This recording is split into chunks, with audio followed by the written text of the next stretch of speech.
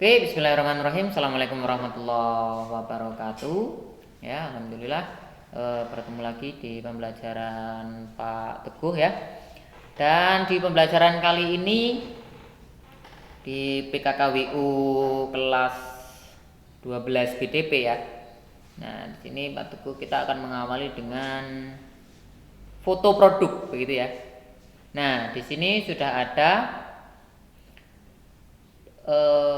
modul ya, sudah ada modul produk fotografi. Nah, di sini modulnya ini Pak Teguh ambil dari Universitas Esa Unggul di sini ya, dari Pak Muhammad Fauzi. Nah, dari program studi desain produk ya. Nah, Pak Teguh akan coba menjelaskan apa saja hal-hal yang dipelajari dalam foto produk dalam pertemuan pertama kita ini. Nah, dari sini Pak Teguh akan menjelaskan teori dulu, namun untuk minggu depan kita mungkin akan belajar apa saja yang dibutuhkan dalam sebuah foto produk dengan praktek langsung. Misalkan membutuhkan sebuah kamera, bagaimana cara mengoperasikan kamera DSLR atau mirrorless. Begitu ya. Nah, Pak Teguh ingatkan bagi yang tadi pagi belum sempat untuk mengisi presensi, silahkan untuk mengisi daftar hadir yang sudah Pak Teguh kirim linknya di grup kelas kalian ya. Oke, kita mulai saja ya. Di sini ada sebuah gambar makanan yang sangat menggiurkan sekali tentunya. Nah, kita hasil produknya akan seperti ini, foto produk ya. Kalau di sini foto produk makanan ini di gambarnya ini. Oke, penjelasan pertama tentang produk fotografi. Foto produk itu jadi bagian dari advertising atau iklan tentunya ya. Karena dalam sebuah frame-nya harus bisa mencitrakan image sebuah produk. Kunci dari foto produk adalah bagaimana seseorang fotografer bisa membuat citra yang terdapat dalam produk tersebut lewat angle dan juga konsep. Jadi apa yang ingin ditonjolkan di dalam sebuah foto itu dalam produk itu harus tercermin dalam sebuah foto ya. Dan tentunya juga kalau misalkan di makanan, nah itu bisa menambah selera makan atau ketika dilihat orang itu menggiurkan.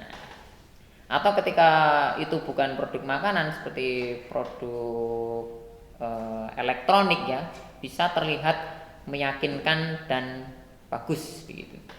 Tapi hal yang paling penting dalam fotografi produk adalah bagaimana foto tersebut dapat meningkatkan penjualan barang. Ya, ini bisa dimulai dari membuat barang agar terlihat sangat bagus. Nah, ini terlihat mudah, ya, membuat sangat bagus dan konsep yang menarik tentunya.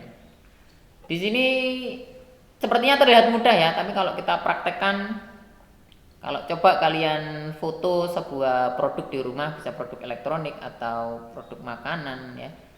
Apakah kalau kalian melihat foto yang kalian ambil itu apakah menarik atau tidak ya? Oke, baik. Nah, di sini yang paling penting adalah bagaimana foto tersebut dapat meningkatkan penjualan barang ya. Karena harapan dari foto produk yang bagus, yang menarik, yang indah, apik begitu ya. Itu tidak lain dan tidak bukan ketika itu produknya dijual, ya harapannya bisa menarik masyarakat atau orang-orang itu untuk tertarik membeli barang tersebut atau produk tersebut. Yang kedua lighting, yang ketiga lighting ya, adalah hal yang paling penting dalam fotografi produk karena kita harus menguasai dasar-dasar pencahayaan. Ini yang akan kita praktekkan ya untuk pertemuan-pertemuan selanjutnya. Pemilihan background yang baik juga dapat mempercantik objek. Jadi kalau kalian lihat di Instagram, di foto-foto makanan yang ada di kafe-kafe, Instagram kafe ya, kafe yang punya Instagram itu biasanya mengupload foto-foto produk. Nah itu ada misalkan ada cahaya dan kalau ada cahaya berarti kan ada bayangan ya, ada bayangan atau ada terlihat highlight atau cahaya terang gitu yang menyinari sebuah produk tersebut. Dan tentunya backgroundnya pun tidak sembarangan, ada background seperti tekstur kayu, terus tekstur semen, atau background seperti kertas polos tapi yang berwarna cantik begitu ya ketika difoto. Nah, itu juga penting dalam pemilihan background untuk foto makanan. Dan di sini lighting juga ya. Lighting karena foto itu melukis dengan cahaya ya. Lalu selanjutnya definisi dari foto produk adalah foto yang menampilkan atau menonjolkan objek produk. Betul, ini ya tentunya. Foto produk termasuk salah satu kategori foto yang cukup sulit dalam pengaturan pencahayaan. Kenapa? Karena foto tersebut menurut kesempurnaan baik di dalam detail tekstur objek hingga angle objek. Untuk itulah pencahayaan juga perlu ditata dengan sempurna untuk menghasilkan foto yang sempurna pula. Jadi ketika kalian lihat foto produk yang sangat bagus ya, itu ditata. Jadi sengaja ditata gitu. Bahkan ketika ada sebuah produk makanan pancake gitu ya, pancake, dan kita disiram dengan air, bukan air ya, cairan gula itu kan kalau pakai cairan gula itu kurang shiny atau kurang mengkilap ya. Nah itu bisa disiram malah dengan oli ya. Jadi itu sengaja dibuat pakai media apapun kalau khusus foto produk. Padahal itu di makanan, tapi kita tuangkan dengan oli baru ya, bukan oli bekas. Kalau oli bekas nanti jadi hitam ya. Pakai oli baru jadinya terlihat seperti mengkilat sekali. Oke, selanjutnya, nah ini untuk detail. Foto produk sangat mementingkan detail dan ketajaman. Tentunya pemilihan ya, setiap warna, pemilihan kamera juga ini ya. Setiap warna dan tekstur dari produk harus bisa ditampilkan dengan tepat. Warna harus terlihat sesuai aslinya dan tekstur secara detail harus tampil dengan tajam. Tentunya kalau kita memuncai gear atau alat yang mumpuni ya, semakin bagus alat semakin bagus produknya ya. Tapi tentunya kita harus tahu teknik. Kalau kita punya alat tidak tahu teknik ya sama saja hasilnya nanti tidak bagus atau kurang bagus.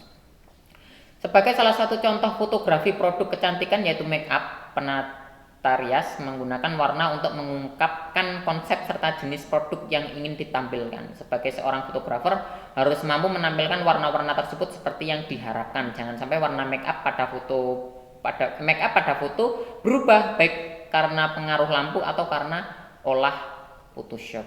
Jadi di sini ketika kita sudah mengambil foto, tentunya kita juga mengedit ya agar lebih cantik lagi. Jangan sampai mengeditnya ketika makeup ini harusnya agak keping-pingan nanti berubah menjadi keungu-unguan atau kebiruan, itu malah tidak bagus atau tidak sesuai dengan makeupnya itu. Misalkan blush on gitu ya, keping-pingan gitu, tapi ketika di foto kok hasilnya tidak sesuai dengan hasil asli yang ketika produk itu diaplikasikan ke wajah. Begitu pula detail pada make up dan tekstur kulit ya, hati-hati, kulit juga penting sekali ketika akan menggunakan sebuah talent atau orang yang model dalam artian sini ya, itu warna kulitnya harus natural ya. Jangan kulitnya dirubah jadi, kalau diedit jadi abu-abu karena penataan cahaya yang kurang bagus. Kadang ada beberapa foto inilah dimana kulit model terlihat halus bak boneka. Hal ini harus dihindari. Secara umum foto produk yang baik adalah foto yang menampilkan tekstur secara alami, tidak terlalu kasar tapi tidak juga terlalu halus ya. Kita lihat, kita tahu kalau dulu terkenal sekali kamera 360 ya. Kamera 360 itu tidak alami ketika itu, wah kok halus sekali, beda dengan aslinya. Padahal ketika banyak perempuan-perempuan yang foto di Instagram itu berbeda dengan aslinya itu ya karena begitu. Untuk menghasilkan foto produk yang detail yang baik, pencahayaan haruslah diatur dengan tepat ya. Kuantitas cahaya yang jatuh harus diukur dengan pas agar tidak terjadi overexposure. Overexposure itu produk atau yang terkena cahaya itu terlalu terang ya. Nanti di pertemuan kita bahas prakteknya seperti apa hasil overexposure dan atau underexposure itu terlalu gelap. Jadi muka Pak Teguh gelap sekali ya. Misalnya begini ya, ini jadi gelap ya.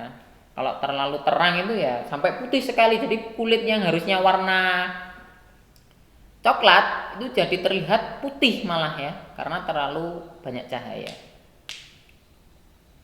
Arah jatuhnya cahaya pada objek utama karakteristik cahaya yang dihasilkan setiap aksesori membentuk cahaya hingga besar dan tajamnya bayangan yang muncul haruskah dikalkulasi dengan tepat begitu ya.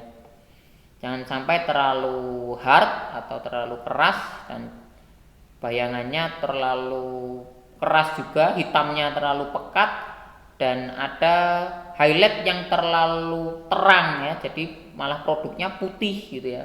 Tidak memancarkan atau menampilkan warna yang sesuai aslinya. Di pertemuan depan kita akan melihat bagaimana contoh-contoh foto yang overexposure, underexposure, dan bagaimana cara mengatur pencahayaan juga, mengatur kamera dan lain sebagainya. Oke, selanjutnya fotografi produk sangat mementingkan detail ya, ini detail. Dan detail sangat dipengaruhi oleh pencahayaan yang baik. Itulah sebabnya untuk menghasilkan foto produk yang sempurna membutuhkan pengaturan lighting yang sempurna pula. Di sini karena misalkan kita tidak bisa terbatas dengan cahaya matahari, karena matahari dari pagi hingga sore itu intensitasnya berbeda. Pagi itu lembut dan sore itu juga agak lembut tapi agak kekuning-kuningan. Terus kalau siang itu terlalu keras sekali, panas karena berada di atas gitu ya. Nah, kita buat dengan lighting. Jadi salah satu ketika tidak ada cahaya natural yang dari matahari atau dari jendela ya, dari matahari nanti dideskan di jendela, itu juga kita akan pelajari juga kalau menggunakan cahaya matahari atau dari jendela yang masuk itu seperti apa, dan kalau menggunakan lighting itu seperti apa ya. Depth of field di sini. Depth of field adalah ruang tajam daerah yang ikut terfokus yang dibentuk antara objek utama dengan latar depan atau latar belakangnya. Jika memfokuskan sebuah objek, ada daerah di depan atau latar belakang objek tersebut yang ikut terfokus. Daerah inilah yang disebut dengan ruang tajam. Jadi kalau dilihat depth of field itu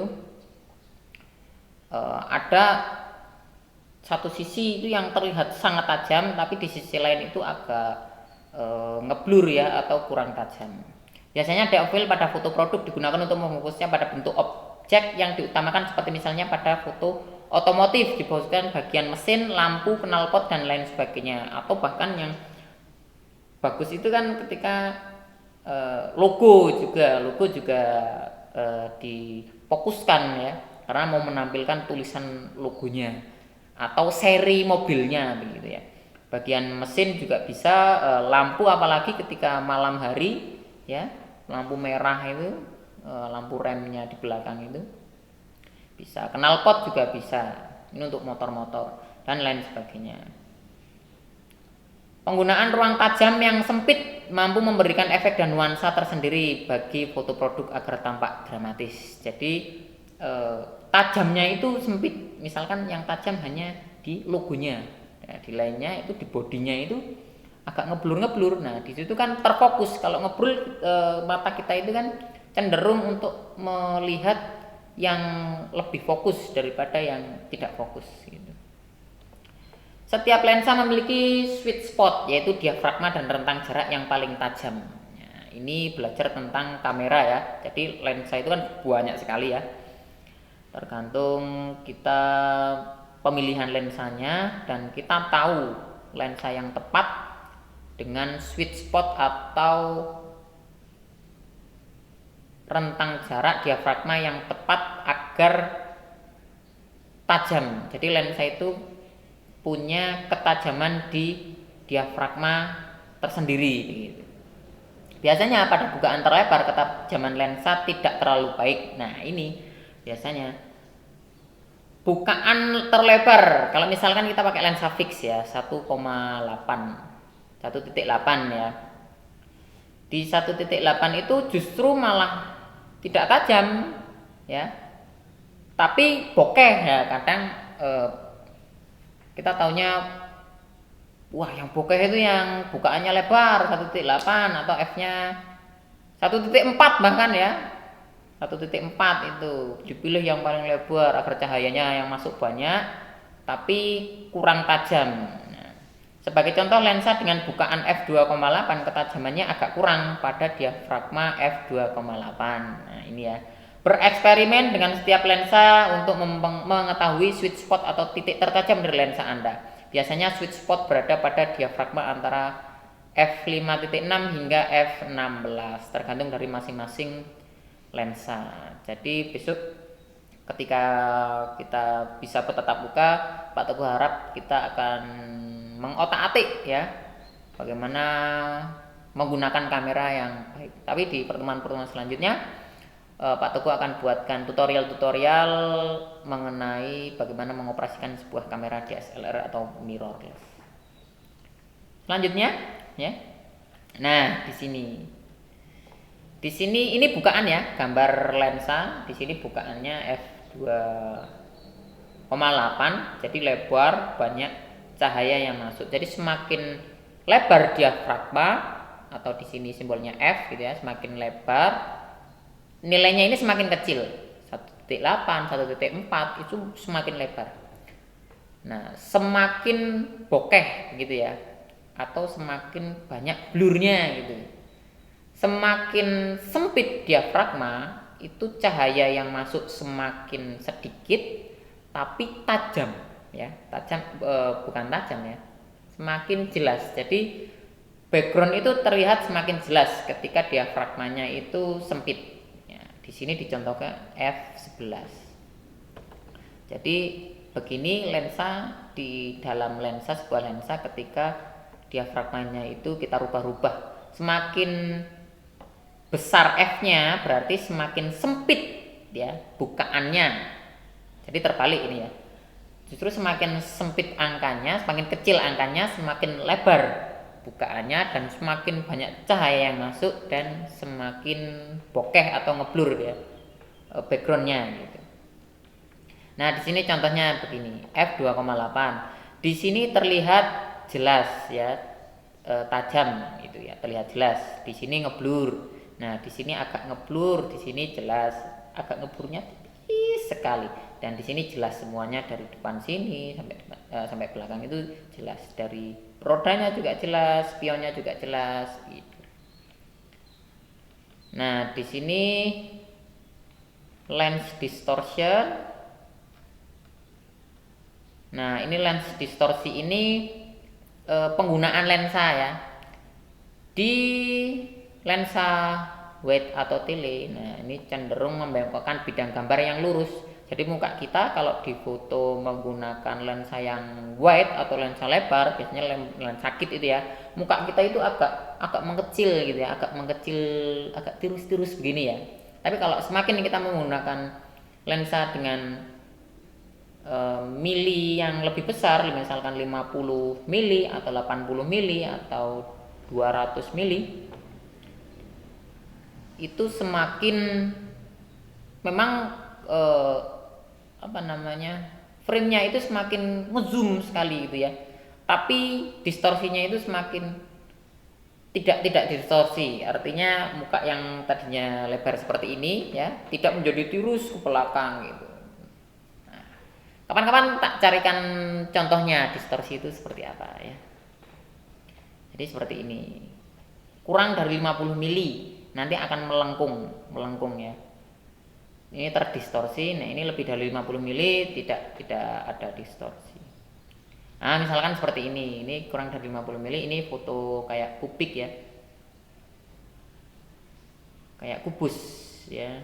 Nah, di sini tidak ada distorsi, di sini agak melengkung begitu. Nah, ini kurang dari 50 mili, ini lebih dari 50 mili. Jadi kalau kurang dari 50 mili itu semakin lebar ya. Misalkan 16 mili itu lebar sekali ya. Biasanya lensa kit itu ada di rentang 16 milian kalau tidak salah, dan itu bisa lebar sekali gitu ya. Sedikit lagi ya. Nah, Pak Teguh selesaikan saja di sini ya.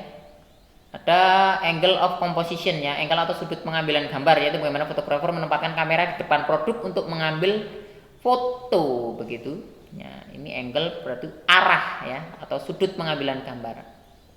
Angle, sudut pengambilan gambar bisa dilakukan di mana saja, tetapi pada foto produk ada beberapa hal yang harus diperhatikan. Di antaranya seperti objek produk yang harus terlihat keindahannya ya, secara sempurna. Jadi tujuan kita memfoto itu ya memang dilihatkan keindahannya ya, tidak boleh ada distorsi sedikit pun pada objek produk, dan bagian yang menjadi fokus harus bisa ditonjolkan dengan baik ya. Di sini membahas tentang angle, arah pengambilan foto atau gambar ya. Setiap produk memiliki bentuk yang berbeda-beda seperti bentuk yang bulat, lebar, panjang, dan sebagainya. Jika salah dalam melakukan sudut pengambilan gambar, hal tersebut bisa menyebabkan objek produk menjadi tampak kurang baik. Sebagai fotografer harus mengetahui sudut pengambilan yang terbaik untuk setiap objek berbeda. Jadi Pak Teguh contohkan di sini ada burger ya. Burger itu lebih baik atau lebih cantik, lebih enak dipandang itu difoto dari samping. Coba kalau burger itu difoto dari atas, ya cuma kelihatan roti dengan wijen di atas ya, gitu. Jadi kurang baik sudutnya. Ketika diambil dari sudut yang di samping itu ya, burger itu akan terlihat sangat enak sekali.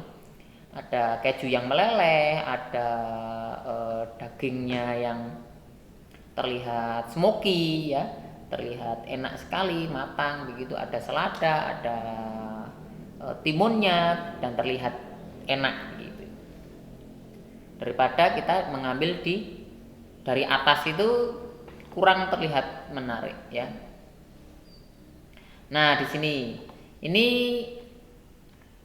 contoh gambar ya.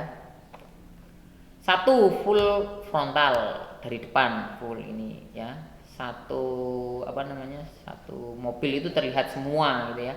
Ada side angle dari samping, ada extreme close up. Extreme close up itu dekat sekali ya. Ada high angle itu berarti dari atas, ada low angle itu dari bawah ya. Ada backside angle, dari backside ini berarti dari belakang ya. Nah, ini dari atas, ini dari atas. Ada motor dari atas, ini dari samping, ini dari depan, ya ini dari depan pojok bawah. Nah, ini frog eye atau low angle ya.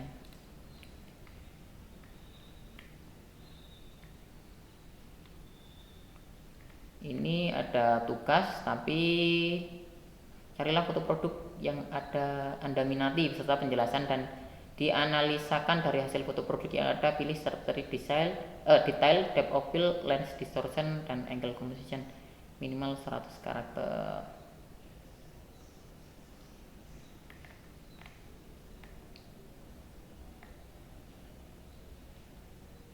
Ini tugas, kita tidak usah ada tugas dulu ya.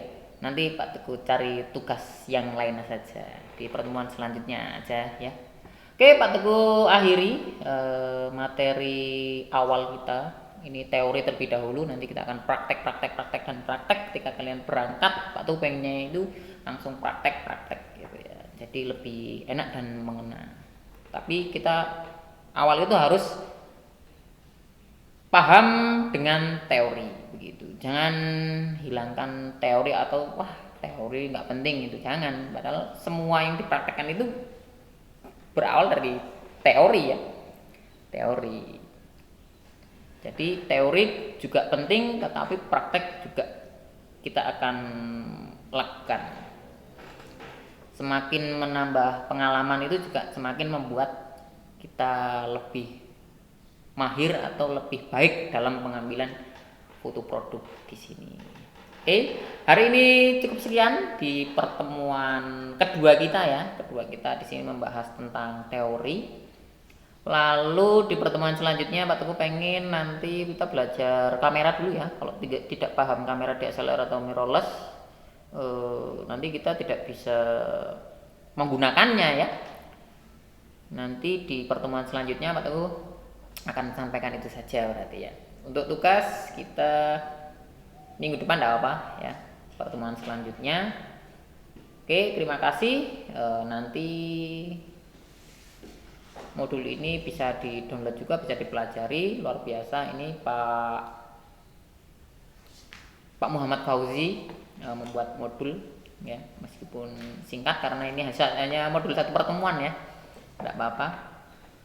Tapi luar biasa Pak Muhammad Fauzi di program studi desain produk Universitas Esa Unggul. Terima kasih Pak Fauzi ya. Terima kasih anak-anakku sudah menyaksikan penjelasan dari Pak Teguh ya. Nanti Pak Teguh beri link downloadnya untuk bisa mendownload modulnya Pak Fauzi ini agar kalian bisa lebih memahami tentang foto produk atau produk fotografi. Terima kasih Pak Tuhairi dengan doa kafaratul majelis. Subhanakallahumma bihamdika asyhadu alla ilaha illa anta astaghfiruka wa atubu ilaik. Pak Tuhairi, assalamualaikum warahmatullahi wabarakatuh.